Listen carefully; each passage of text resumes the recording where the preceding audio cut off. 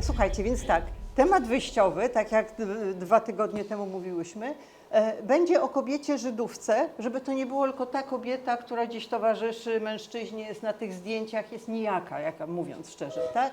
I nie boimy się żadnych tematów. Ja sprawdzałam, ponieważ mamy tak, seksualność jako pierwszy punkt, włącznie z pozycjami małżeńskimi, nie po to, żeby się napawać kamasutrą, nie, tylko żeby pokazać, z czego to wynikało, tak? W czym to jest umocowane, w głowach i w religii, jak to jest umocowane.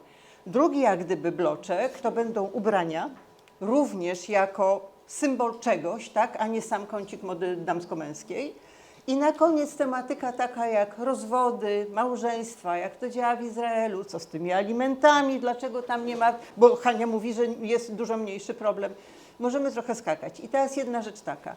Nie przygotowujcie się na wykład. Będziemy tutaj sobie gadać, momentami sobie pewnie przerywać albo coś, bo i mnie ponosi jako neofitę w temacie i Hanię, która to po prostu ma w jednym palcu. Ja też się naszukałam różnych ciekawostek, żeby było śmiesznie. Myślę, że wszyscy, tak, nawet przygotowałam tak zwane artefakty, to później wam powiem, po co to tutaj leży. Nie mówię o szklance z wodą, tylko o tej reszcie.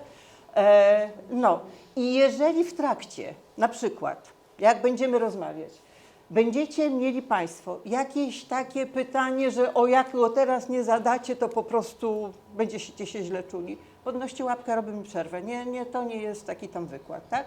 Więc tak jak mówiłam, zaczynamy od tej seksualności, bo to jest rzecz bardzo ciekawa i coś, co mnie, muszę przyznać, bardzo zainteresowało, kiedy zaczęłam się przygotowywać do rozmowy na ten temat, czyli takie coś, co się nazywa, słuchajcie, onach. Onach, czyli to, jak prawo żydowskie rozumie naturę ludzką i dlaczego jest tak humanitarne, ja tak to określam, w podejściu do seksualności, do tego, że mężczyzna z kobietą też współżyje i to jest część budowania świętości rodziny żydowskiej. Dodam jeszcze jedną wskazówkę. My będziemy zaczynać od takich pewnych kanonów, może najbardziej ortodoksyjnych, z całym zróżnicowaniem, o czym Hania będzie mówiła w trakcie, na końcu i tak dalej, że to się zmieniało z czasem, tak? Kiedy zaczęło się odchodzić tam pod koniec XVIII, na początku XIX wieku od tego ortodoksyjnego judaizmu. I tutaj będą niuanse, które się zdarzają i łącznie z tą puentą. Czy te kobiety, które są przecież nadal Żydówkami, nadal są religijne, a nie wszystkie przecież muszą, czy one mają wybór obecnie, czy nie mają, na czym to polega? To tyle mojego ględzenia, to powiedz, jak to jest z tą intymnością małżeńską? Czy oni się muszą rozmnażać? Muszą. I rozmnażanie, z obowiązkiem rozmnażania należy do mężczyzny, a nie do kobiety. Co jest ciekawe, że to jest zapisane w Księdze Rodzaju i tam jest napisane mnóżcie się i rozmnażajcie i to jest skierowane do mężczyzny. Dlaczego nie do kobiety? Otóż nie można kobietę zmusić do rozmnażania, do zachodzenia w ciążę i rodzenia dzieci, bo nie zawsze kobieta jest do tego zdolna. Tak? Mogą być jakieś, powiedzmy, przeciwwskazania, mogą być przeciwwskazania związane ze zdrowiem, z jakąś sytuacją psychiczną na przykład, że kobieta nie jest na ciążę przygotowana. Więc spoczywa to, to jest obowiązek, podstawowy obowiązek każdego mężczyzny i to się też wiąże z tym, że mężczyzna absolutnie nie może stosować żadnej antykoncepcji. I ja mówię tu o mężczyznach, którzy należą do ortodoksyjnych i ultraortodoksyjnych. Dzisiaj to jest największa grupa w Izraelu. I konkretnie chodzi o to, że nie może marnować nasienia. Także jakaś masturbacja czy jakieś inne metody absolutnie są zabronione. Natomiast kobieta jak najbardziej może stosować antykoncepcję. I przed wojną to była ta antykoncepcja naturalna, tak w postaci właśnie takiego kalendarzyka. Po wojnie już wyprodukowano pierwszą taką antykoncepcję, powiedzmy sztuczną, tabletki, wkładki, to w latach 60. I obecnie również ona jest akceptowana nawet w judaizmie ultraortodoksyjnym. Jeśli kobieta nie chce mieć dzieci, nie jest jeszcze na to gotowa psychicznie, to może jak najbardziej stosować taką antykoncepcję. Jeśli ma na przykład za dużo dzieci, to jak najbardziej też może stosować. Oczywiście nie jest to takie zupełnie, że ona sobie robi co chce, bo jeśli ma, powiedzmy, takiego swojego przywódcę duchowego w postaci rabina, no jak ma takie problemy rzeczywiście i chce z tej antykoncepcji skorzystać, to musi się poradzić, pójść do rabina, z nim porozmawiać, no i on musi tak troszeczkę jakby jej na to pozwolić. No i ona wtedy już spokojnie sobie z tego może skorzystać. Czy ja mogę na chwilę się wciąć, tak zwam? Będę się wcinać, ja Haniu uprzedzałam, żeby się na mnie nie gniewała za moje wcinanie się, bo muszę Państwu sprzedać taką ciekawostkę, bo ja jak usiłowałam się dowiedzieć tego i owego na temat, który będziemy poruszać, to bardzo mi się spodobało właśnie to, że ta relacja intymna między mężczyzną i kobietą, między mężem i żoną w tym wypadku, jest czymś bardzo ważnym, bo buduje związek duchowy, że to jest bardzo istotne, tak? Jest to, mówię, to prawo pięknie to podkreśla.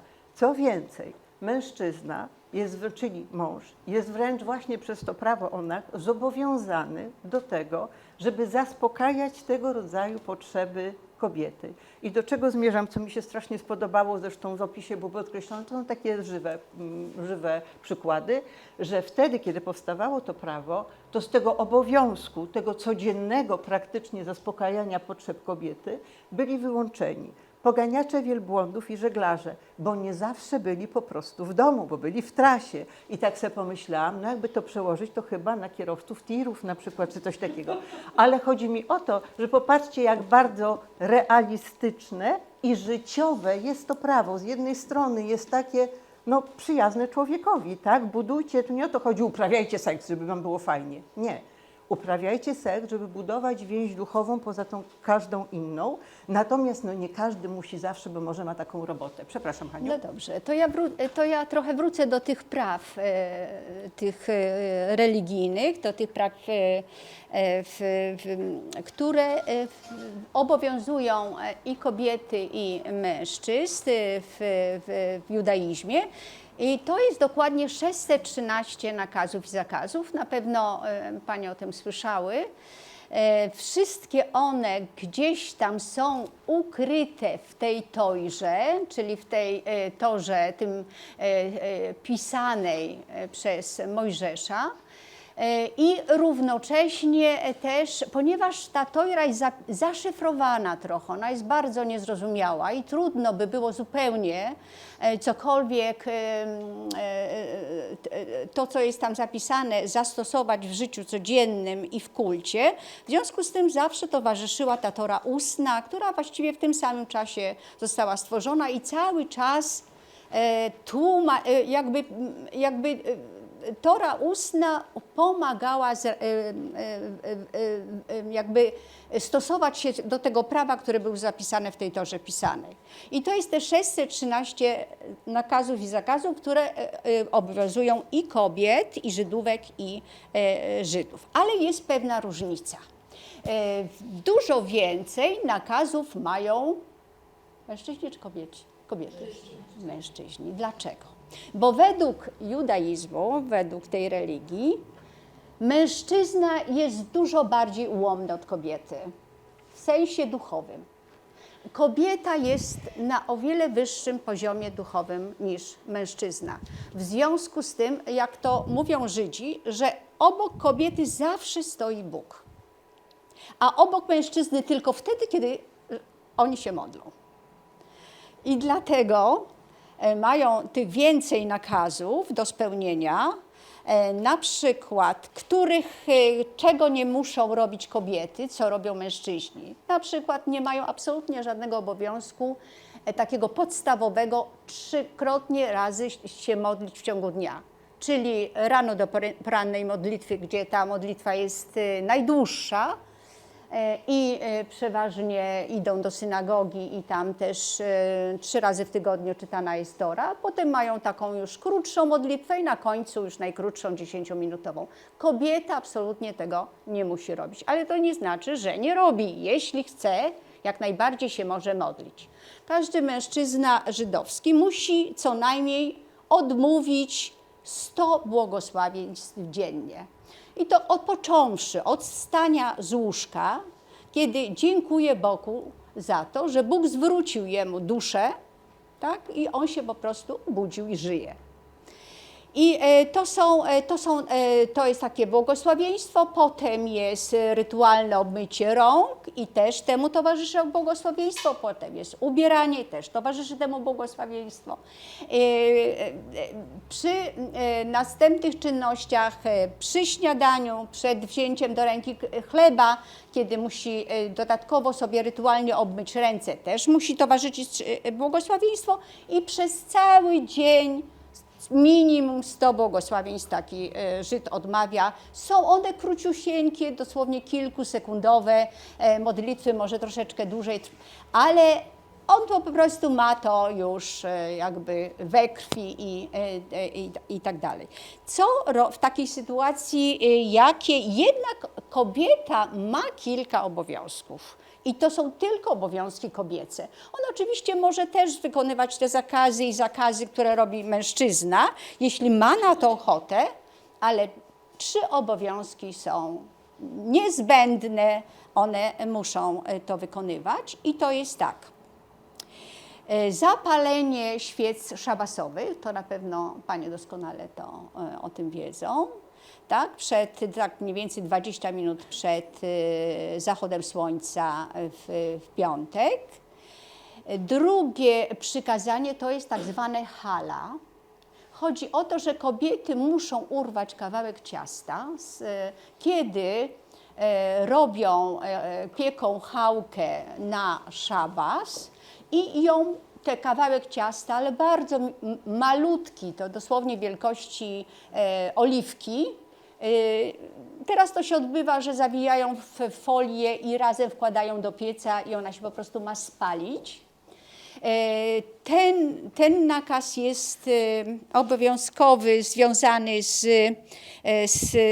tym okresem świątynnym, kiedy była świątynia w Jerozolimie i kiedy szły w pielgrzymce do Ziemi Świętej i niosły upieczone chleby, to te chleby niosły kapłanom, tak? I wchodziły na taki zewnętrzny dziedziniec, przekazywały te chleby i chleby były ofiarą za grzechy. Część chlebów była spalona, część była zjadana przez pielgrzymów. I to jest po prostu nawiązanie do tej tradycji, chociaż malutką cząstkę surowego ciasta spalić. I trzeci obowiązek, bardzo ważny, to jest mykwa.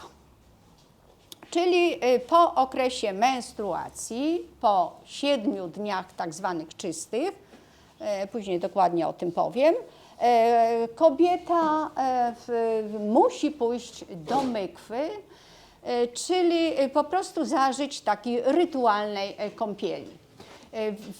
Wiemy, że w Białymstoku była jedna mykwa, wiemy gdzie była, Tomek zaraz pokaże, gdzie ta mykwa była, nie wiemy ile w ogóle było mykw. Na pewno mykwy były bardzo ważne i były o wiele ważniejsze niż dla mężczyzn, dlatego że mykwa była nakazem religijnym. No mykwy mogły być przy synagogach, na przykład w Warszawie jest mykwa w piwnicy, w synagodze Nożyków, w Krakowie jest mykwa, we Wrocławiu jest mykwa. Tam, gdzie są kobiety, Żydówki, które należą do tego judaizmu ortodoksyjnego, muszą obowiązkowo korzystać z mykwy. Jest to nieomalże ich najważniejszy obowiązek. Niektórzy nawet Żydzi uważają, że mykwa jest ważniejsza od synagogi. Czy ja mogę teraz znowu z tą łyżką dziegciu na chwilę? Dobrze. Mogę? Bo Hania wspominała o tym, że kobiety dlatego nie muszą się tyle modlić, bo mają w sobie już tyle tej cząstki boskiej, Natomiast no właśnie jak tam sobie przeszukiwałam i słuchałam wypowiedzi, bardzo mi się spodobało określenie jednej z Żydówek, 37-letniej, Miriam Syngel, chyba tak, prawda? Świetna kobietka. I mi się bardzo spodobało to, bo ona jak najbardziej zgadza się z tymi wszystkimi wymogami, ale jedna rzecz, która kłuje. I ona to bardzo ładnie określiła, że kiedy mówimy o boskości kobiety, która to jest boskość przy kuchni, przy garach, przy dzieciach, tak? Co powoduje, że w synagodze stoją kobiety w babińcu, takie boskie i stoją w tym babińcu, nie są z mężczyznami. Nawet jak rozmawiałam z Hanią, no i tak mówię, słuchaj, no ale to jest takie no trochę wykluczające. No tak, ale z drugiej strony te kobiety miały tak dużo zajęć, że nie miały kiedy się tam modlić i przekładać, prawda, tam odczyniać wszystkie te modlitwy i w synagodze i poza nią. No ale w rezultacie to powoduje, że to jest tak zwany, i to ona to bardzo ładnie określiła, seksizm w białych rękawiczkach. Bo jeżeli faktycznie one są takie zapracowane, to niechżeż ten Żyd idzie i niechżeż on im pomoże przy tej kuchni, to one będą miały więcej czasu, prawda? Ale mówię, to zaczynamy od tego ortodoksyjnych tych reguł, które się zmieniały z biegiem czasu, o czym jeszcze Hania będzie mówiła. Natomiast i właśnie jeszcze to jedna rzecz, to chcę też właśnie zapytać, bo się mówi, czemu kobieta idzie do tej mykwy. Chodzi o samo to określenie i chciałabym, żebyś mogła wyjaśnić, czy to, przecież to nie chodzi o samą higienę, bo to też brzmi tak, jakby to był rodzaj ustawienia tej boskiej kobiety jednak na marginesie. No bo raptem jest czysta i nieczysta jest, tak? No właśnie Więc chodzi, na czym polega ta nieczystość? Nieczystość, tak? Właśnie to chodzi o nieczystość rytualną. Czyli nieczysta rytualnie kobieta, która powiedzmy ze względu na menstruację, to dlaczego właśnie, bo tak w języku polskim jest to takie tłumaczenie nieczysta, ale w języku tam bardziej żydowskim to bardziej się tłumaczy nieświęta, że ona nie jest w stanie świętym, że to nie jest... Nadal się z tym nie będę zgadzać.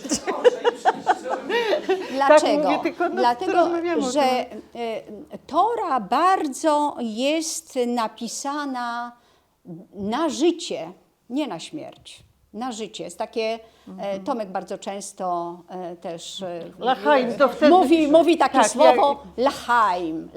To jest to, czyli to jest świetne. Ale to jest na życie właśnie. Tora jest nie, na życie dokładnie. Czyli Tora jest związana, wszystkie te prawa, nakazy i zakazy, mówimy, że to są przykazania boskie, tak? To są tak zwane micwy, ale w takim dokładnym tłumaczeniu to nie są zakazy ani nakazy, tylko to są dobre uczynki. Więc tutaj te rytualne oczyszczenie, dlaczego ta krew menstruacyjna jest tu taka nieczysta? Dlatego, że ona symbolizuje utracone życie.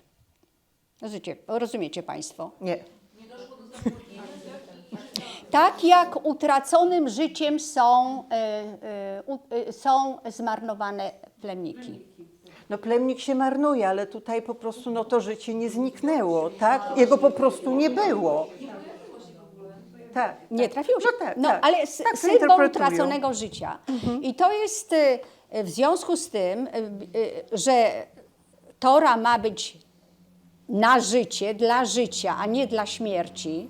No ja tak osobiście, ja to rozumiem, że w ten sposób. Ale tak właściwie jest to też powiązane ze świątynią żydowską, bo przecież te prawa to cały czas to jest powtarzająca się tradycja. I w świątyni żydowskiej mężczyźni, którzy składali krwawe ofiary, tak, zanosili tam zwierzęta, które były, tam baranek był na przykład ofiarą i był spalony na tym ruszcie, na tym ofiarnym ołtarzu, a potem krew, która była duszą tego baranka, była też za przebłaganie grzechów i ona musiała być wylana koło ołtarza do ziemi, to taki Żyd musiał najpierw pójść do mekwy. czyli przy świątyni była mykwa i każdy Żyd musiał z tej mykwy skorzystać. Więc tak? Ja mam pytanie, ponieważ tutaj mi się pewnego rodzaju dobrowolność z fizjologią mi się kłóci. Aha. Kobieta nie miesiączkowała dlatego, że chciała, tylko tak jest stworzone nasze ciało. A mężczyźni, kalendarz biologiczny, a mężczyźni chodzili w określone dni, modlili się tyle razy, ile tam trzeba było, albo się nie modlili jak chcieli, składali ofiary bądź nie chcieli składać tych ofiar i to było dobrowolne w jakimś aspekcie, a nie biologicznie uwarunkowane. I tutaj jest taki rozdźwięk pomiędzy, w sensie w moich uszach jest taki rozdźwięk pomiędzy tym, co jest naturą człowieka tak naprawdę, czy samic gatunku ludzkiego, a tym, co jest wyborem i też podyktowane jest pewnego rodzaju kulturą czy tradycją. I jak to się ma do świętości kobiety? Kiedy tutaj mamy wybór, a tutaj tego wyboru nie mamy, czyli mężczyzna ma wybór. I jeszcze ja, ponieważ bardzo mi się podobał wykład 2 tygodnie temu, ja byłam tutaj wtedy pierwszy raz, i jak to się ma do tego, że kobiety na przykład nie były zapisywane w tych księgach, że gdzie jest ta świętość kobiety, gdzie jest ta bliskość kobiety, a w zasadzie bliskość Boga przy kobiecie, jeżeli kobiety były traktowane tak My jako kobiety oczywiście możemy tak to odczuwać, taką trochę dyskryminację. Musimy jednak brać pod uwagę, że zarówno tojrę, tą pisaną, jak i tojrę ustną, potem razem to jako miszna razem z Talmudem, wszystko pisali mężczyźni. Wszystko pisali. Ale ja mam od razu wstręt, że jest takie miejsce, kiedy kobiety są w lepszej sytuacji, ze względu na tę świętość plemnika między innymi, tak? Bo o czym będziemy mówić jeszcze później, ale tu się samo nasuwa, bo będziemy mówić o tym, Hania powie, tak, ile jest płci w judaizmie i też jaka jest tolerancja wobec homoseksualizmu i małżeństw. Ale ponieważ jesteśmy teraz przy seksizmie, przy intymności, tak, to słuchajcie, związki, znaczy seks lesbijek jest jak najbardziej tolerowany, bo się nie marnuje plemnik. Rozumiecie, jaka jest konsekwencja? Seks gejów nie, bo się marnuje plemnik, czyli gdzieś jakaś przewaga jest. Ja nie wiem, czy to o to chodzi, ale no chciałam coś pokazać, że jest też coś optymistycznego. W judaizmie jest podział na kobiety i na mężczyzn i nie ma mowy o lesbijkach i gejach, chociaż mówimy tutaj w tym wypadku o judaizmie ortodoksyjnym. Natomiast w reformowanym tak, w reformowanym mogą być pary jednopłciowe, mogą być małżeństwa jednopłciowe, mogą być osoby niebinarne, transpłciowe, interpłciowe i w judaizmie reformowanym tak jest. Ale tych powiedzmy osób, które tworzą taki judaizm reformowany jest bardzo mało. W większości oni mieszkają w Ameryce. W Ameryce jest to duża, dosyć grupa procentowo, bo jest ich ponad 35% w stosunku do całej populacji żydowskiej w Ameryce. To jest dosyć dużo. Natomiast w Izraelu jest ich najwyżej 6% może, czyli zupełnie inaczej to się przedstawia. W Izraelu najwięcej jest z kolei Modern Orthodox, czyli to jest taki judaizm współczesny powiedzmy, ale który przestrzega prawa żydowskiego, czyli halachy, i jednocześnie jest otwarty na wszystko, co przynosi świat współczesny. Także oni korzystają z wszystkich nowinek technologicznych, tak, komputera, internetu, wyglądem nie różnią się od Żydów świeckich, niereligijnych, natomiast przestrzegają halachy, czyli koszerności, świąt żydowskich, szabasu i w tych wszystkich też tych nakazów i zakazów, chociaż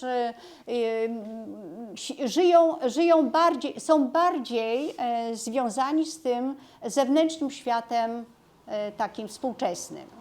Nie. Więc no to tak, ale jeszcze wracając do tej świątyni, chciałam tylko dodać, że mężczyźni mogli na dziedziniec świątynny wejść właśnie w stanie takim rytualnie czystym, czyli będąc wcześniej w mykwie. Natomiast kobiety praktycznie one stały pod dziedzińcem, czyli one na dziedziniec nie wchodziły.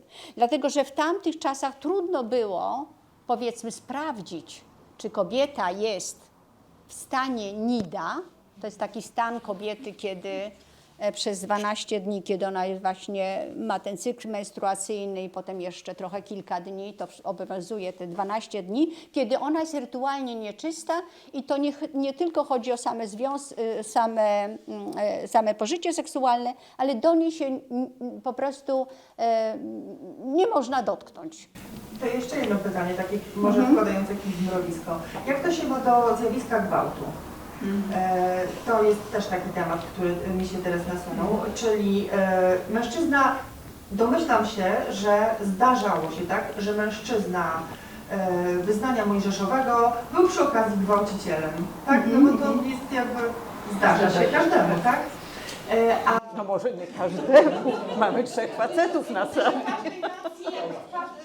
Ja nie wiem jak wtedy, ja wiem jak teraz. Jak teraz Żydówka jest gwałcona, to usuwa ciążę i zajdzie w ciążę, to usuwa ciążę. No. Ale nie, chodzi mi o to. Aborcja jest legalna w Izraelu. Chodzi mi o to, że po pierwsze zmuszanie kobiety do stosunku, kiedy to kobieta powinna móc decydować, to jest pierwsza sprawa. Nie można zmuszać według prawa religijnego kobiety. A druga sprawa, utrata nasienia. Chyba, że jest gwałt, no nie wiem, bez ejakulacji. No bo to jest tak, nie można zmuszać, tak? No, No, to nie. Tutaj też nie można zmuszać, a jednak są tacy, Oczywiście którzy zmuszają. mężatkę Więc przez jak jest męża. karana? Przede wszystkim nie było żadnych stosunków ani kontaktów fizycznych przed małżeństwem. Naprawdę? Żadnych. To było zakazane. Mówimy o ortodoksach. No, kiedyś tylko była judaizm ortodoksyjny. No, nie było tych wszystkich reformowanych, które dopiero pojawiły się w XIX wieku pod wpływem oświecenia żydowskiego, Haskali. A wcześniej wszyscy byli ortodoksyjni. Nie było, były oczywiście kary nawet u kobietę, prawda, przez ukamionowanie i tak dalej, i tak dalej. Przy czym jeśli chodzi o takie karanie... A czy kiedyś ukamieniowano mężczyznę za jego zachowanie? Ty mnie pytasz? No nie wiem, bo ja jeszcze nie doczytałam. Myślisz, że ja No doczytałam? bo aż się nasuwa, nie? Ale to już wiemy, że można by było poszukać, tak? No bo tu nie o to chodzi, że my jesteśmy ekspertkami od wszystkiego, tak? Natomiast rzeczywiście to jest ta konsekwencja. Jeżeli już się zdarzy ten gwałciciel, to czy on jest ukarany, czy to jest uznane za gwałt, tak?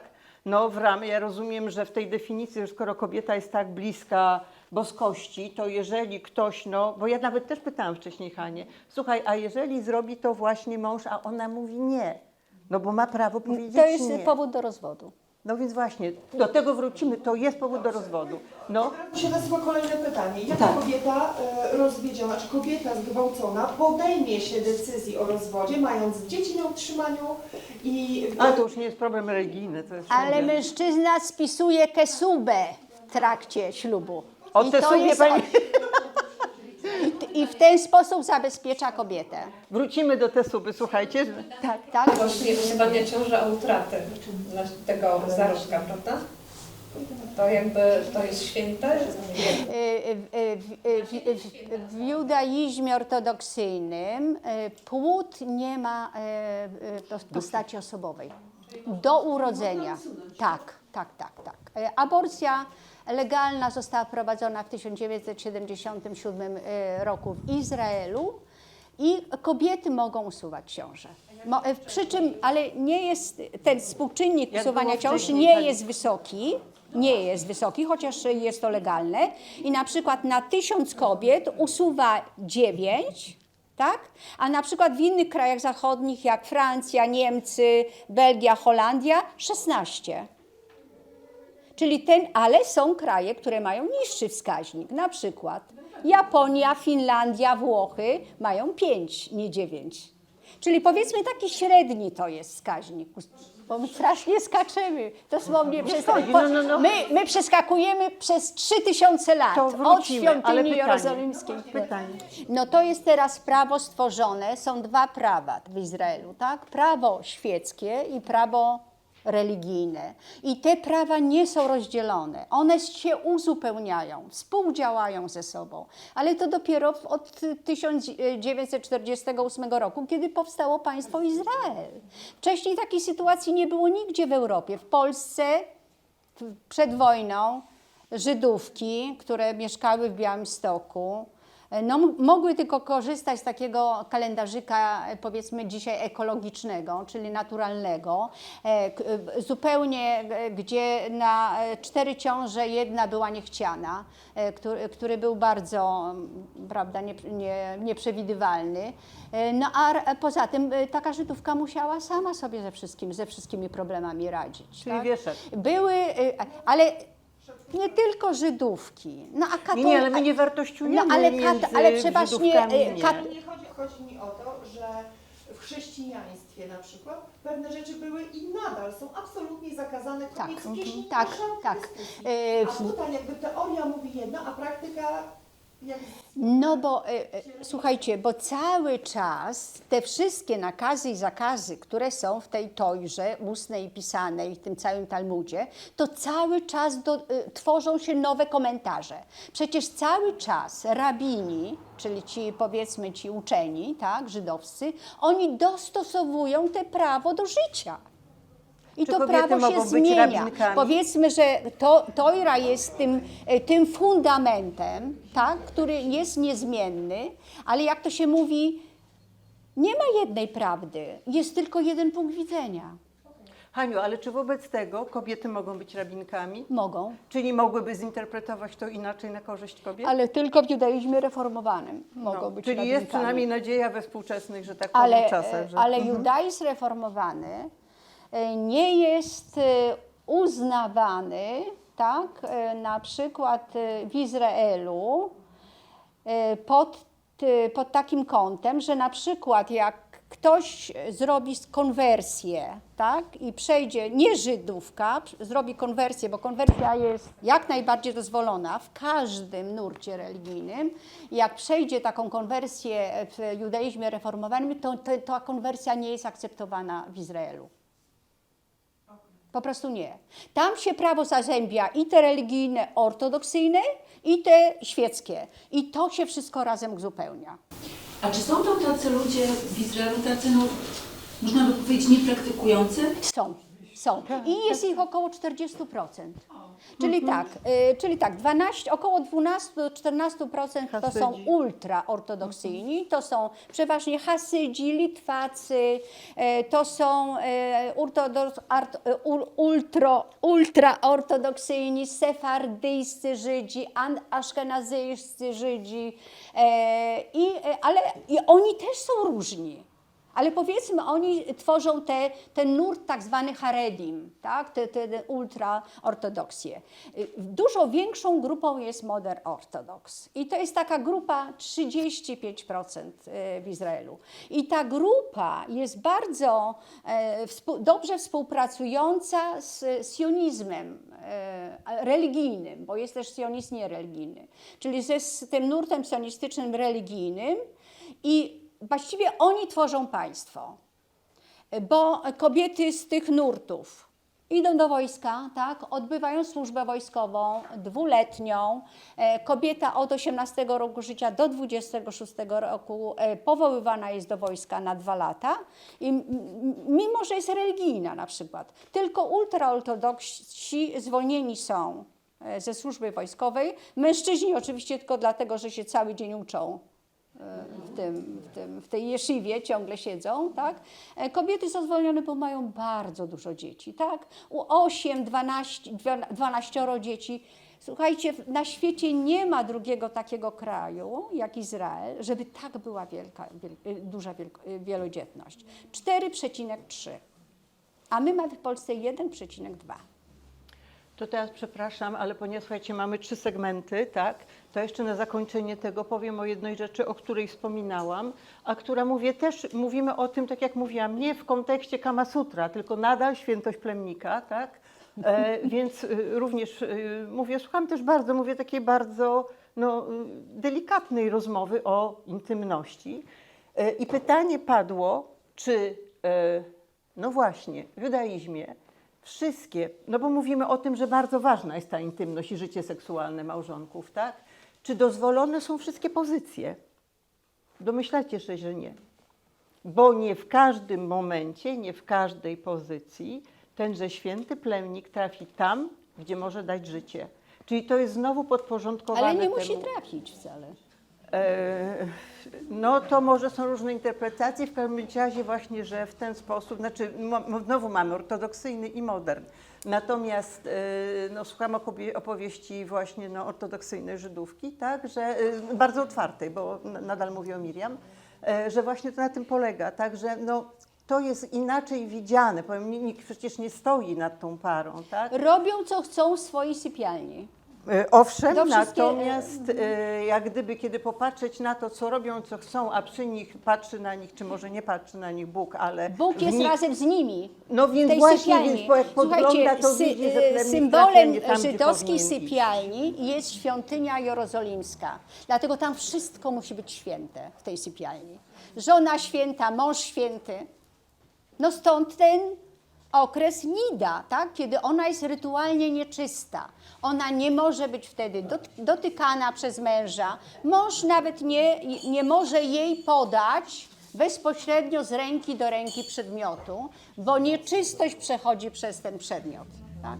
Nie może. Czyli musi najpierw odłożyć, a żona wtedy podejdzie ale tylko te 12 dni ona jest nieczysta. Potem ona jest do jego dyspozycji. I nawet się mówi, to jest afrodyzjak, bo przez jakiś czas po prostu ze sobą nie współżyli. Pani chciała tutaj... No nie ma, zdrada Akurat. jest zakazana. Zdrada To nie jest znaczy, że nie przyczyną do rozwodu. Zależy i od strony mężczyzny, i od strony żony. Jest przyczyną do rozwodu. To jest ten Słuchajcie, trzeci segment. jak mężczyzna może na przykład zdradzić, jeśli jemu nie wolno spojrzeć właściwie, kontaktować się z obcą kobietą, rozmawiać z nią sam na sam, spoglądać na nią, w ogóle tak namiętnie powiedzmy, tylko on jest ukierunkowany tylko na tą swoją żonę. A rano wszystkie te modlitwy, błogosławieństwa, szybciutko rano do mykwy, potem do synagogi, potem cały dzień albo praca, po pracy jeszcze jeszywa i od razu do domu, a w domu 10 dzieci. No gdzie on ma ją zdradzić? To ja powiem inaczej, bo wspomniałeś, że on patrzy tylko na tą swoją żonę, a mi się tutaj przypomniały właśnie opisy rzeczywiście tych Hasydów najbardziej ortodoksyjnych, to ich jest jeszcze mniej niż 12%, że te kobiety, które nie wytrzymywały i w końcu od nich uciekały, to choćby dlatego, że wchodziły do ciemnej sypialni, gdzie on nawet ich nie oglądał, tak? Wykonał co trzeba, na tym się skończyło. Ja proponuję, ponieważ to jest temat rzeka, na razie zrobić przerwę i teraz mam taką drobną ja tutaj, pomijając naszą wodę, co by nam w gardłach nie zasychało, mam takie, bo przechodzimy teraz do ubrań, tak? Poczekaj, jeszcze przy seksie trochę, dobra? Słuchaj, a to wrócimy przy ubraniach do seksu, jak chcę zrobić drobną Poczekaj, ja może, żeby to rozjaśnić troszeczkę, czego wolno było kobiecie, a czego nie wolno było mężczyźnie, to przeczytam, jakie podstawy do rozwodu miała kobieta, tak? A jakie podstawy do rozwodu miał mężczyzna. Bo zupa była I teraz zasłona. tak. Nie. I teraz tak. Kobieta podstawą do rozwodu kobieta miała aż 20 takich podstawowych punktów. Mężczyzna tylko 9. No dobra, które czytać? Kobiety, dobra. Czyli kobieta mogła po prostu pójść do rabina i zażądać rozwodu, jeśli tak. Jeśli mąż chce zmienić religię. Drugie, zdrada. Zdrada jest, czyli się zdarzało, tak? Trzecie, no jasne, fizyczny defekt. U męża. Czwarty punkt. Brutalny w sypialni, czyli zmusza żonę do seksu. Powód do rozwodu. Odmowa seksu. I tu nic więcej, sama odmowa. Zmusza do seksu w ubraniu. Wiecie Państwo, że Żydzi, mężczyzna i kobieta, oczywiście para małżeńska, kocha się całkowicie nago. Bo według prawa żydowskiego muszą być zespoleni całkowicie ciałem. Nie absolutnie jakieś tam prześcieradła, o których się czasami czyta. Fartuszek pielęgniarki na I przykład. jest to całkowity mit i nieprawda, w ogóle bzdura całkowita. Kiedyś w jakimś filmie było, że się kochają jakby między mężczyzną a kobietą jest prześcieradło z dziurką, tak? Jest to całkowity mit. Skąd się to mogło wziąć? To się najprawdopodobniej wzięło z tego, że kobiety często prały takie męskie cicit, czyli powiedzmy taka pelerynka nakładana przez głowę, bez zszywanych boków, z frędzelkami na dole. To bardzo często widać to na filmach, prawda? I one po prostu to gdzieś tam na sznurkach suszyły.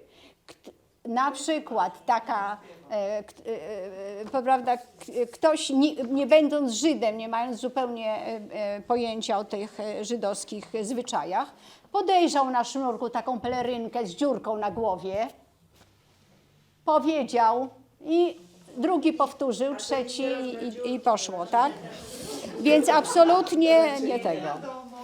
I teraz tak, słuchajcie, o tych ubraniach. Potem nie zaspokajają żony w sypialni przez 6 miesięcy. Czyli długa trasa poganiacza wielbłądów. No, seksu się też trzeba nauczyć, no Maryla, no. To nie jest takie proste, hop siup. Gdzie się mają tego nauczyć? I teraz 6 miesięcy, czyli jest już podana tutaj jakby ten okres i jest impotentem. Powód do rozwodu, nie chce dzieci, powód do rozwodu, brzydko pachnie. A czy czosnek był uznawany za zapach ładny czy brzydki? No Chronicznie zły i niezadowolony. I słusznie, nie? No. Bardzo dobrze. Uderzy żonę, jak uderzy żonę, absolutnie, tak? Odmawia utrzymania, czyli Żyd musi na każde święta żydowskie kupić żonie parę butów. I ubranie oczywiście, tak jak ona sobie wybierze. Zabrania odwiedzać rodziców, zmusza do mieszkania z teściami, odmawia przeprowadzenia się do Izraela, pracuje w miejscach, które żonie się nie podobają. Na przykład wraca zbyt zmęczony jest, tak? Odmawia przeprowadzki do lepszej lokalizacji czy dzielnicy. To też może być, ale to jest 18, ja już tych dwóch nie doczytałam się. I teraz żona. Na początku tak samo, żona chce zmienić religię, zdrada żony, nie zakrywa włosów, ale chodzi o całkowite zakrywanie włosów. Jak jakiś tam kosmyczek wystaje, to oczywiście nie, ale jak po prostu nie stosuje się do tej tradycji i coś tam na głowie nie nosi. Obraża, wyzywa publicznie męża. Odmawia seksu przez cały rok. To proszę zobaczyć, jakie prawo ma mężczyzna, jakie kobieta. I w tym wypadku kobieta dużo. Przez cały rok może odmawiać seksu. A mężczyzna terminu nie ma. Nie może odmawiać i koniec, kropka. I tutaj troszeczkę nieładny taki punkt, bo choroba umysłowa może być powodem do rozwodu. Wtedy, kiedy mężczyzna musi dzieci utrzymać w 100%. Nie ma tutaj... Wspominałeś, że w Izraelu w zasadzie nie ma problemów z alimentami. Nie ma problemu z alimentami, bo tak, to właściwie alimenty to jest to utrzymanie tych dzieci, tak? Więc nie ma problemu, bo państwo od razu reaguje w ten sposób, bo jak te prawa się ze sobą, prawda, współpracują, to bardzo szybko można te problemy rozwiązać, więc od razu albo paszport, albo prawo jazdy zabiera państwo dla mężczyzny. Mężczyzna nie może w ogóle funkcjonować, nie może mieć pieniędzy w banku, od razu załatwia państwo mu. Także alimenciarzy prawie, że nie ma. Także wypłacane jest odszkodowanie, które zawarte jest w tej kesubie. To jest bardzo fajny kontrakt małżeński, który musi być przy ślubie. To jest taka podstawa ceremonii ślubnej. Tam są właściwie 4 punkty. Zaślubiny, odczytanie publicznie kesuby, czyli tych wszystkich zobowiązań wobec żony. Potem jest publicznie, tak, przy świadkach, przy wszystkich gościach. Potem jest 7 błogosławieństw, tak, w tym błogosławieństwem nad winem, ta tradycja bicia tego kieliszka i tak dalej. I na końcu jest najciekawsze, bo ostatni punkt to jest seks. Ale co to jest ten seks? Seks to jest oddalenie się pary do miejsca odosobnienia, czyli jest taki przygotowany pokój, tak, gdzie para po raz pierwszy, od momentu, kiedy się po raz pierwszy zobaczyli, tak, może być sam na sam. I co oni tam robią, nikogo to nie obchodzi. Na pewno i coś jedzą, bo cały dzień poszczą, od samego rana nie mogą ani pić, ani jeść, więc na pewno coś piją, coś jedzą, a co robią dalej, nikogo to nie obchodzi. Po prostu... Czyli, Haniu, nie ma tego obowiązku, że pokazują prześcieradło, na przykład skrwawione? A skąd? No co ty? No co ja? To jest nazwane seksem, ale to nie jest seks. Bo dla nich, powiedzmy, seksem to jest, bo oni się pierwszy raz są sam na sam. Oni mogą się pocałować, mogą się dotknąć się mogą po raz pierwszy. Więc to dla nich jest seks. W tym sensie. Ale tam nikt seksu nie uprawia w tym. Oni za chwilę wracają do gości. I są na weselu. Tak? Chciałam zapytać się Haniu, tak? bo mężczyzna może następnego dnia poślubić kolejną kobietę, tak. a jeśli w tym czasie jego żona jednak będzie w ciąży, to on później płaci alimenty, tak? Tak, tak. Ja mam jeszcze taką ważne dla mnie pytanie. W momencie, kiedy kobieta jest w związku ze swoim mężem i ten mąż zaginie gdzieś, nie ma go, ona staje się aguną, prawda?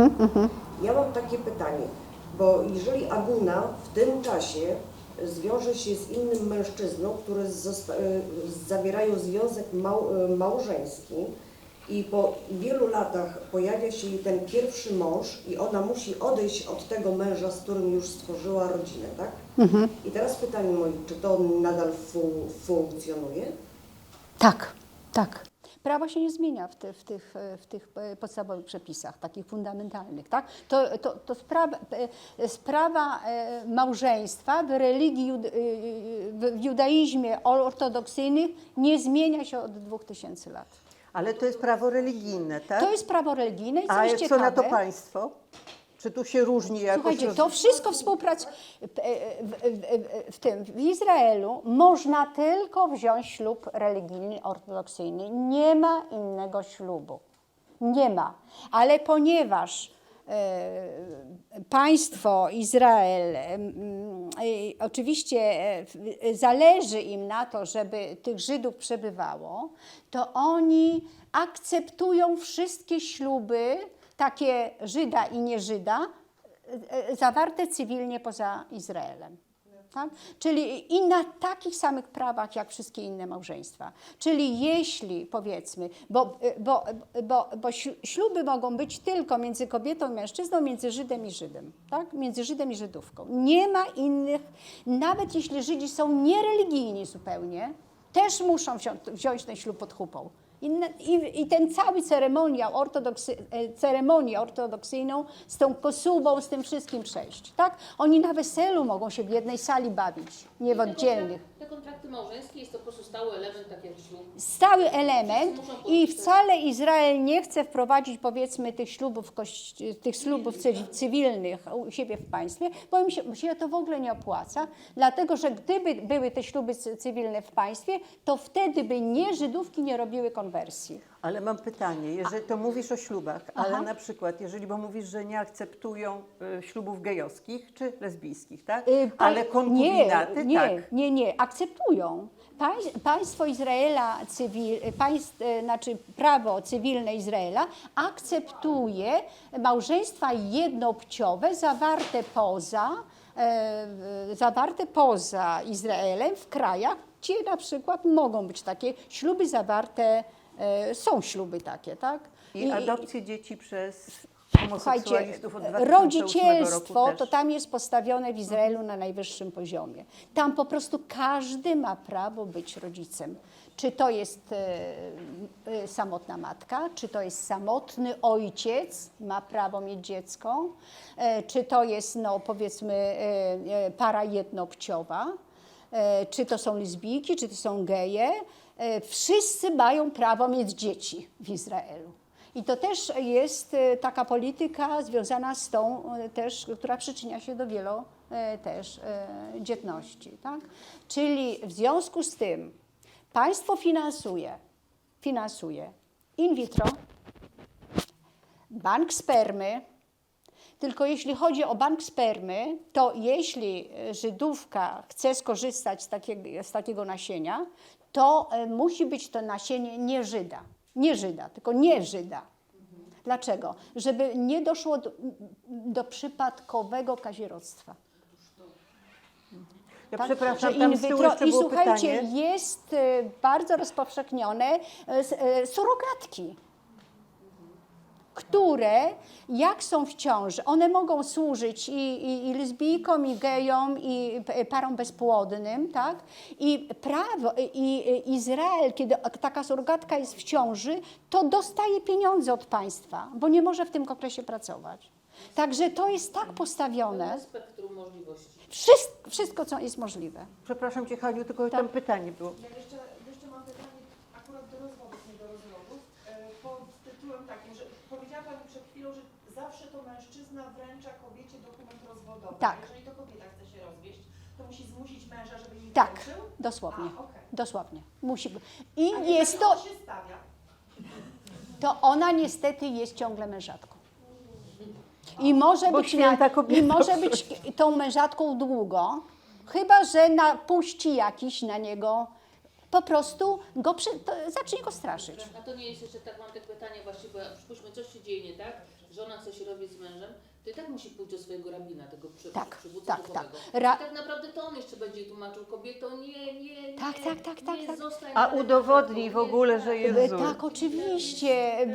Rabin pośle na różne terapie małżeńskie, na różne takie po prostu ratowanie małżeństwa, oczywiście, jak najbardziej. Ale jeśli okaże się, że to małżeństwo jest toksyczne i nie da się już nic zrobić, to jest największym złem, jakie może być w judaizmie. Jeśli się akceptuje takie toksyczne małżeństwo. No i wtedy kobieta przychodzi z tą kesubą, tak? Bo ona pilnie strzeże tej kesuby. Zawsze Żydzi się śmieją, bo Żydzi bardzo lubią dowcipkować, że najlepiej kesuba to jest przechowywana u teściowej, najbezpieczniej. Więc przechodzi do tego i no co? I trzeba spisać ten get. I oczywiście nie ma problemu żadnego, jak się para ze sobą dogada, tak? Jak mężczyzna się godzi, oddaje ten, powiedzmy, to całe spłaca zobowiązanie, dogaduje się w sprawie dzieci, ale jeśli są problemy i rabin, a właściwie nie rabin, tylko rabinat tak zwany, sąd rabinacki, tak, że on nie jest w stanie nic poradzić, no to wtedy całą tą sprawę przejmuje sąd rodzinny, świecki. Więc to wszystko jest tak, to jest małe państwo. Wiecie, że państwo, że Izrael jest tak tam mniej więcej ma powierzchnię województwa podlaskiego. No i tyle rozrabia. A mieszkańców jest 10 razy tyle niż w naszym województwie. I to w tym małym pastewku jest to wszystko tak zorganizowane. Także i na przykład jeszcze to jest takie może dosyć ważne, żeby wiedzieć, że Żydem jest osoba, która ma matkę Żydówkę. Koniec, kropka. Nie ma innej opcji. Kobieta, tak. Przynosi. Tak, kobieta przenosi, tak. Kobieta przenosi. Jeśli jest na przykład sytuacja, że kobieta nie jest Żydówką, czyli nie Żydówką, tak, czyli powiedzmy Polką, a zakocha się w Żydzie, to jeśli chce rodzić dzieci żydowskie, musi przejść konwersję. I jak najbardziej jest to możliwe. Ale rozumiesz zaraz, bo powiedziałaś, że kobieta, bo nie rozmawiajmy tylko o Izraelu, bo są w końcu Polki, które są Żydówkami, tak? Tak. No więc właśnie, więc żeby tak nie rozgranicać, bo mówisz, że kobieta... No ja mówię o tej, która nie jest Żydówką, ale jeśli ona jest Żydówką, to absolutnie nie ma problemu, tak? I zakocha się w Żydzie, to ona jest Żydówką. Ale jeśli na przykład jest sytuacja, że... Kobieta Żydówka urodzi dziecko jest Żydem, tak? dziecko będzie Żydem. Dziecko będzie Żydem. Dlatego Żydzi, jakbyśmy pojechali do Izraela i pochodzili po tych ulicach, to byśmy się strasznie zdziwili, jak oni wyglądają. Przepraszam, bo ja teraz Ci przerwę. Tak zróżnicowani etnicznie. Przerwę Ci, błagam No dobra, dobra. Bo właśnie dochodzimy do ubranka, więc żeby była przerwa, żeby nie było po prostu, powiem, ja wiem, bo to jest ogromna wiedza, która koleżankę rozrywa i bardzo słusznie zresztą. I myślę, że jak gdyby ten trzeci segment mamy w zasadzie ogarnięty, czyli małżeństwa, rozwody, przejdziemy do ubioru, ale na chwileczkę część oddechową. Słuchajcie, są 3 artefakty takie na stołku. Nie patrzcie na wodę, bo to jest po to, żebyśmy nie zasychały. To oczywisty, tak? Wiadomo. Edelman, składanie. Kolor.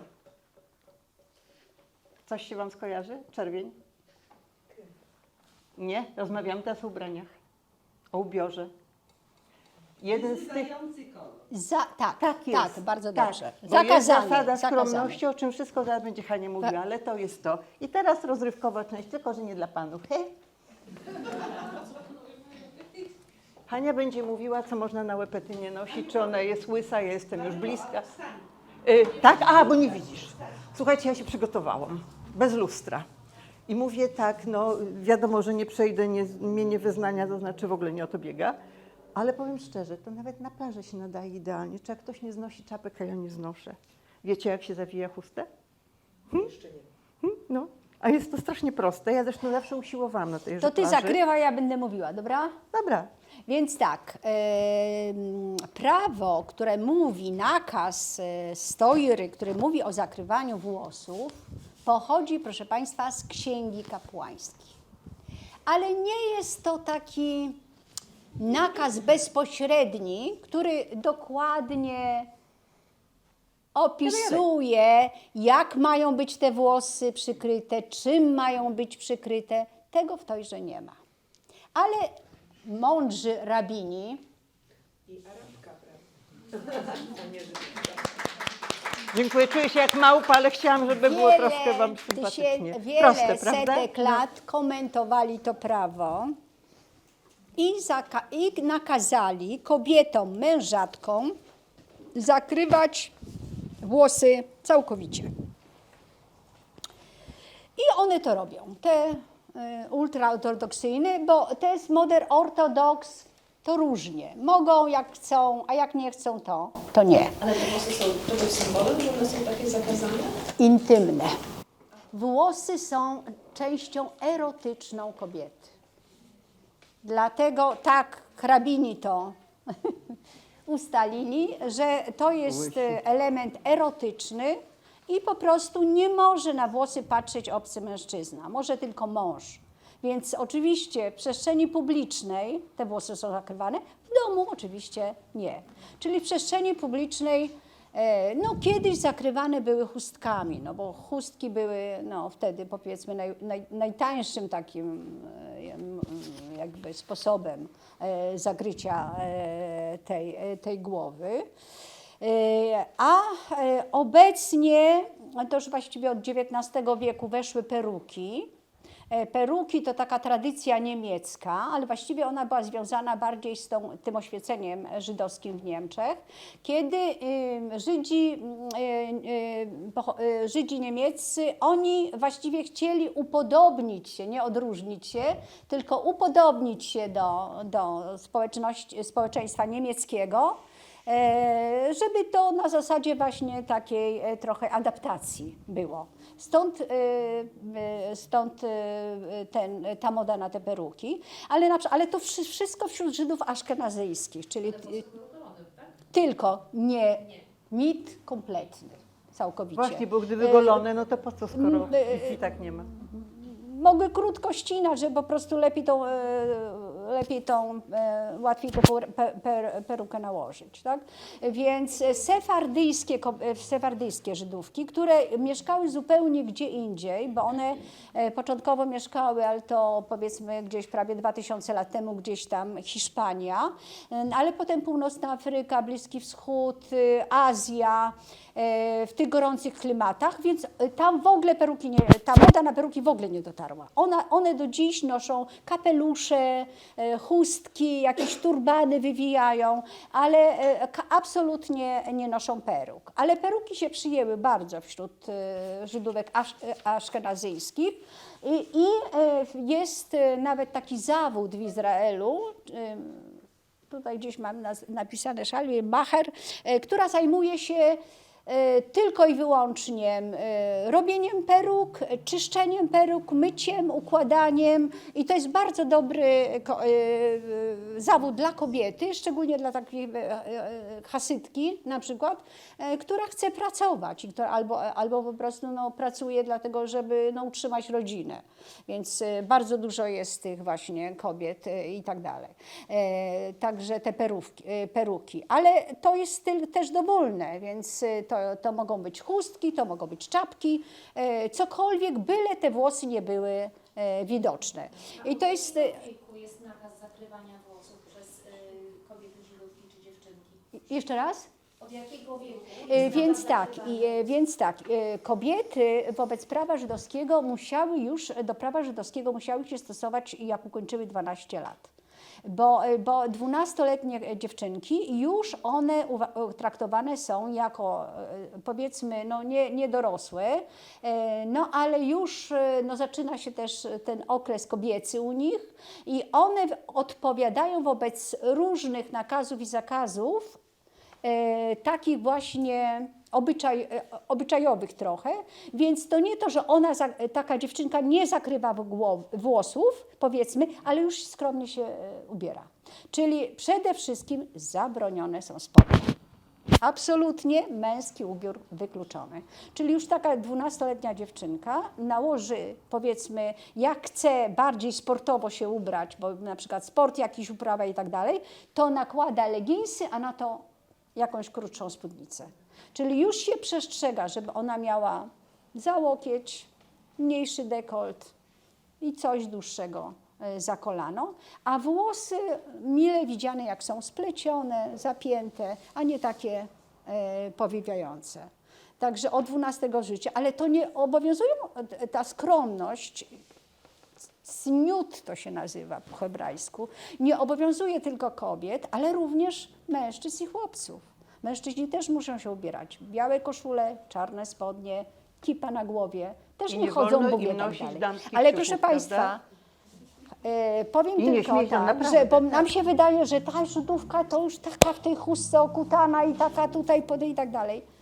Słuchajcie, są bardzo drogie butiki w Izraelu. Kobiety kupują bardzo drogie ubrania. One skromnie chodzą ubrane, ale one bardzo drogo mogą sobie takie, powiedzmy, takie ubranie sprawić.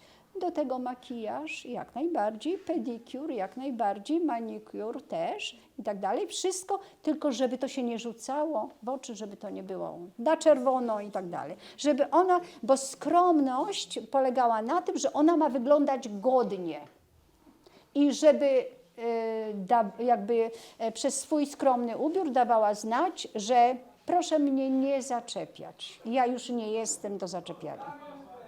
Tak? Także i tak dalej. Ale nie to, że one nie mogły się pięknie ubrać, tak? Mogły się jak najbardziej pięknie ubrać.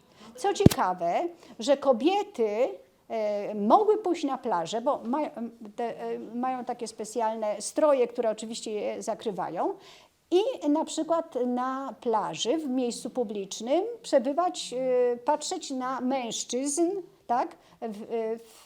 no, w stroju kąpielowym, a mężczyźni nie mogą pójść i oglądać kobiet w bikini.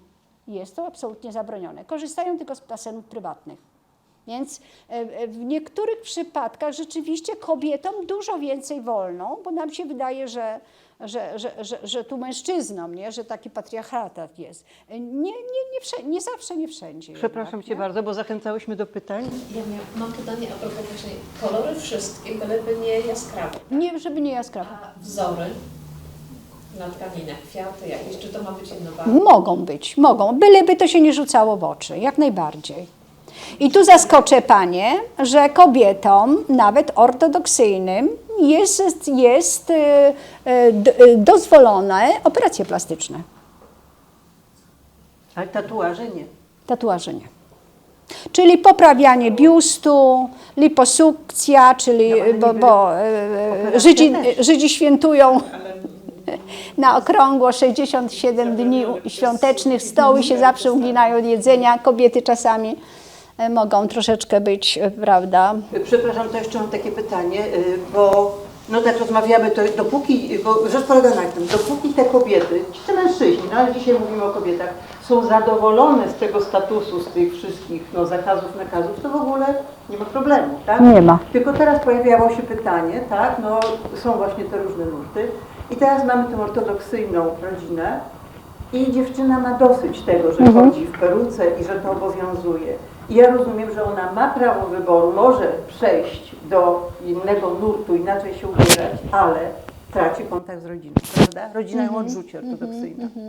Tak, ma wybór, oczywiście, może odejść, nikt ją siłą nie będzie trzymał, no ale traci wszystko, prawda, kontakt z rodziną i tak dalej. Dodam tylko do tych peruk, że te peruki z naturalnych włosów są tak piękne i one wyglądają tak pięknie w tych perukach, że te peruki się tak przyjęły w Izraelu, że ta chusta to jest taka po prostu no, codziennym przykryciem powiedzmy, a peruka taka naturalna peruka kosztuje $15,000.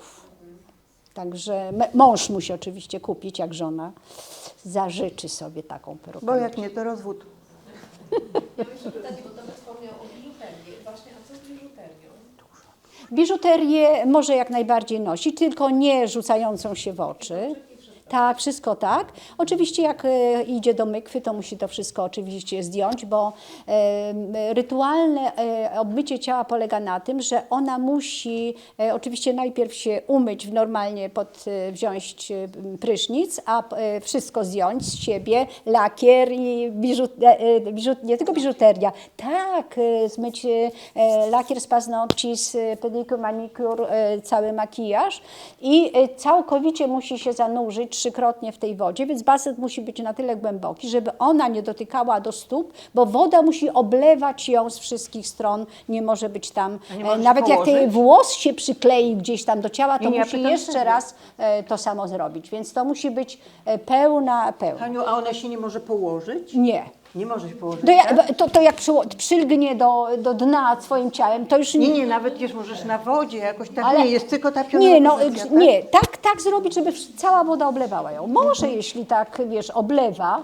cała woda, to może jak najbardziej.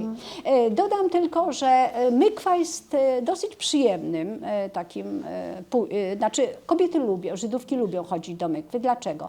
Bo obecne mykwy przypominają trochę spa. Więc po takiej kąpieli ona może pójść na masaż, pójść właśnie sobie na manikur, na pedikur, na zrobienie makijażu.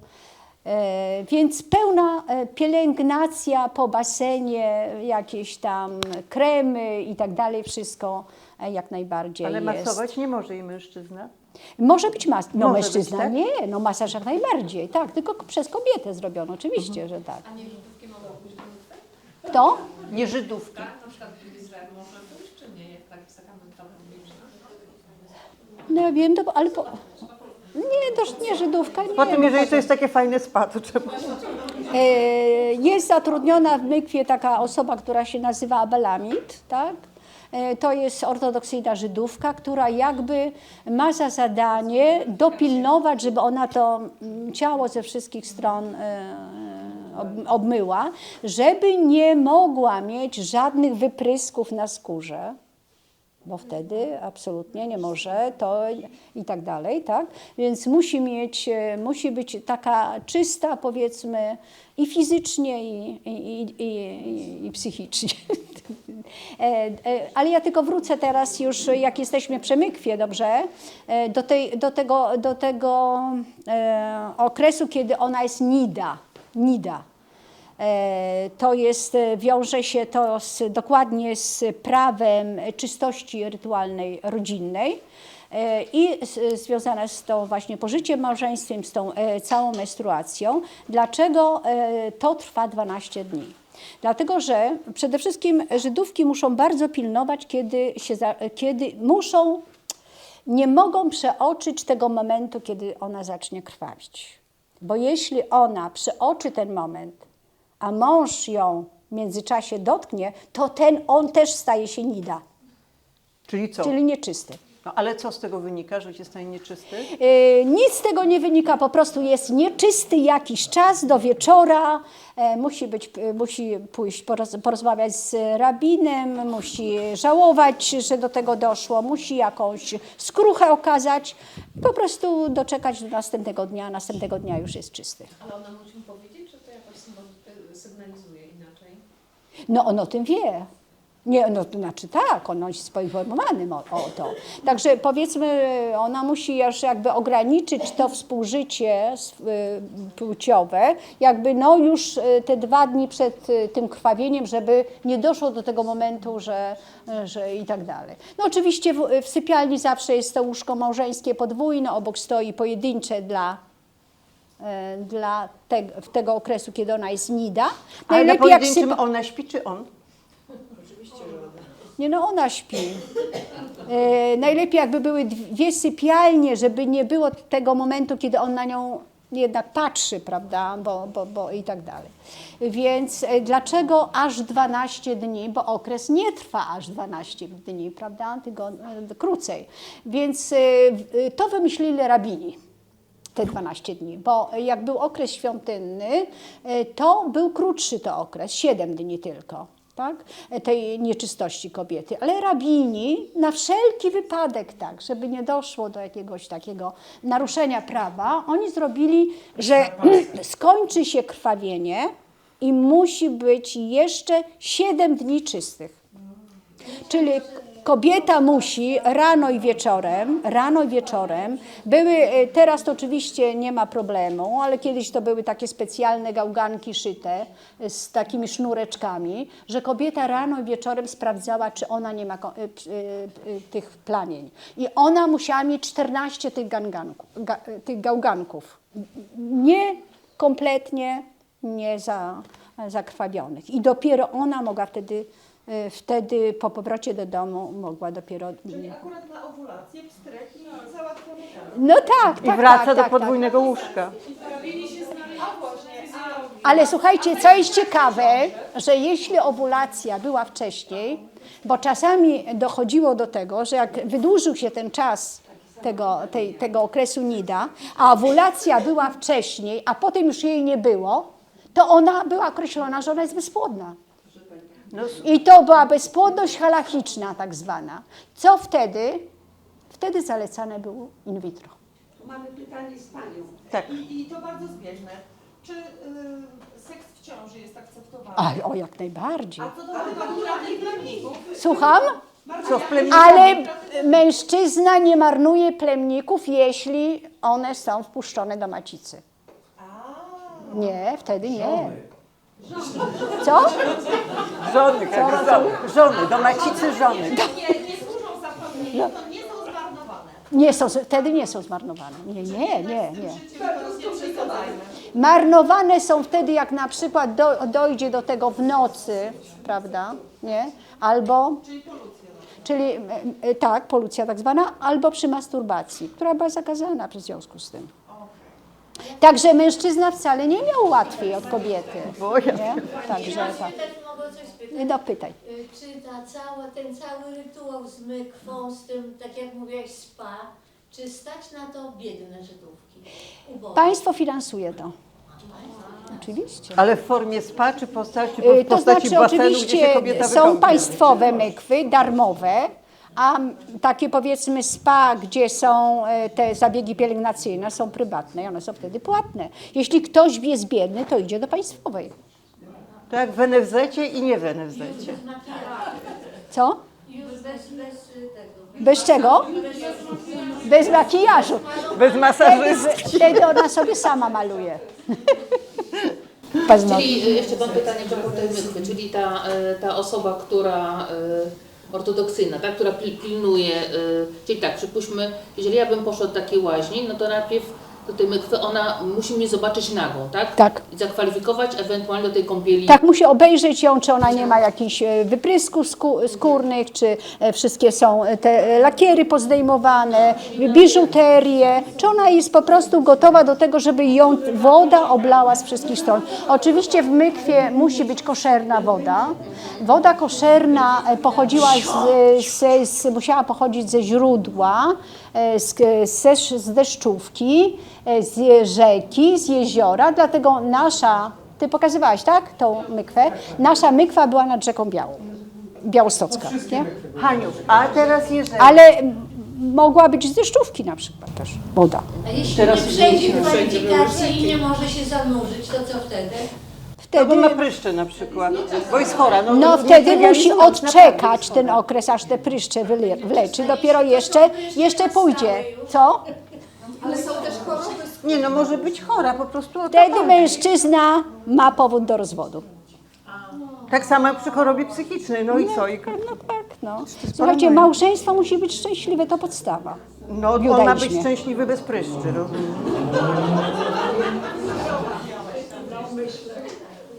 A w jakim wieku mogą zawierać małżeństwo? Więc tak, małżeństwa zabierają kobieta 18 lat, mimo że ona jest powiedzmy już dojrzała płciowo w wieku 12 lat, a chłopak 13, to prawo małżeńskie zezwala, religijne małżeńskie zezwala na na wyjście za mąż w wieku 18 lat, a mężczyzna 20 i więcej, także trochę starszy. Ale w 16, 17, 18 wieku było... Ale to dawno już, teraz już musi mieć ukończone 18 lat. No i oczywiście jak dochodzi do takiego zawarcia małżeństwa i spotkania, tak samo jak wszystkie inne kobiety na świecie to robią, czyli tak, aplikacja randkowa, jak najbardziej korzystają, swatki wszelkie, zapoznawanie się poprzez rodziny, poprzez sąsiadów, poprzez znajomych, swaty i wszystkie aplikacje.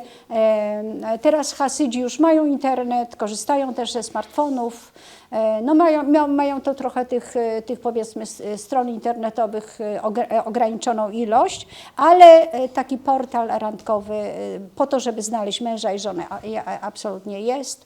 No i oczywiście musi być akceptacja, nie można doprowadzić na siłę do małżeństwa. Z obu stron musi być akceptacja i bardzo szybko dochodzi do ślubu. Tam nie ma chodzenia, nie ma randkowania.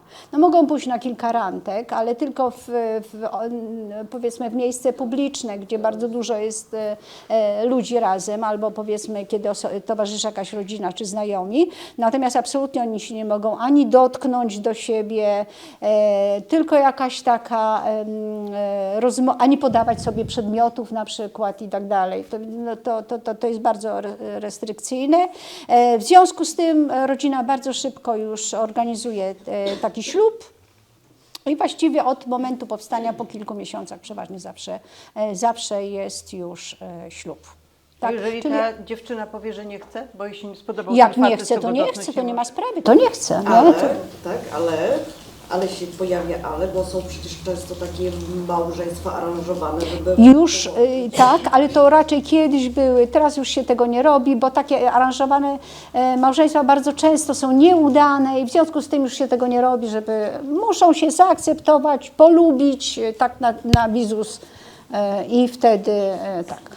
Nurtów jest kilka, natomiast no, te nurty, które są zgodne z halachą, czyli z tym prawem żydowskim, czyli te ultraortodoksyjne i modern ortodoks, które tak, to właśnie o tych Żydówkach teraz mówimy.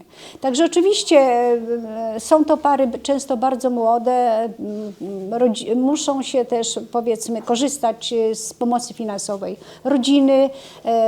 Rodzina się umawia, gdzie dzieci będą mieszkały, też zobowiązuje się często do utrzymania takich dzieci przez jakiś czas.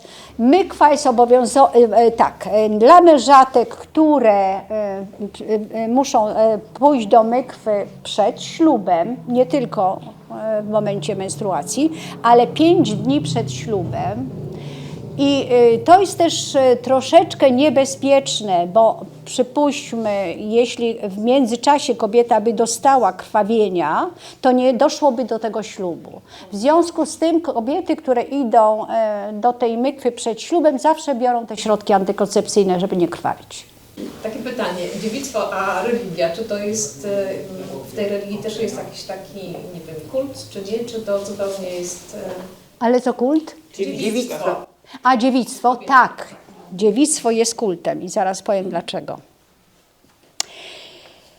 Jeśli w Kesubie, jak mężczyzna spisuje swoje zobowiązania finansowe, ile pieniędzy zapłaci żonie przy rozwodzie, to mogą być sumy ogromne.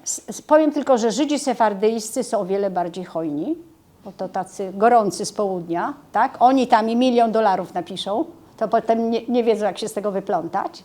Powiedzmy, bardziej ostrożni są ci aszkenazyjscy, ale jest pewne minimum. Czyli taki mężczyzna musi zapewnić utrzymanie na dobrym poziomie przez rok, jeśli żona nie była dziewicą, a przez 2, jeśli była. A kto to stwierdza, czy była, czy nie? Słucham? Kto to stwierdza, czy żona była dziewicą? Nie, to jest sprawdzane. Oczywiście, że to jest sprawdzane. Przez takie ciała, które tam... No to mąż po pierwszym kontakcie, no to już wie, czy miał... Może wszystko opowiedzieć, w końcu są To już tak była Kesuba spisana, tak? No nie wiem tak dokładnie, jak to jest w każdym razie.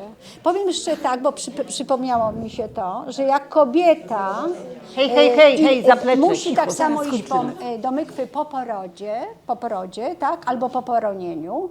I jak urodzi dziewczynkę, to jest nieczysta rytualnie 14 dni, a jak urodzi chłopca 7.